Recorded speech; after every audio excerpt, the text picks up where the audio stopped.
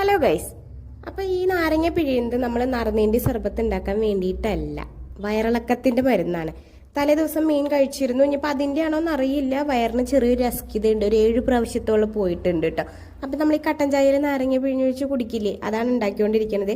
അമ്മ ഉണ്ടാക്കി തന്നിട്ടുണ്ടായിരുന്നു. അപ്പോൾ ഇതുവരെ എനിക്ക് വേറെ ഒന്നും കഴിക്കാനും പറ്റണില്ല. എന്താണാവുക, കണ്ണ് വെച്ചോന്ന് അറിയില്ല എല്ലാവരും. അപ്പോൾ ഞാനതെടുത്ത് കുടിച്ചപ്പോഴാണ് കുറച്ച് ആശ്വാസമായത് കേട്ടോ.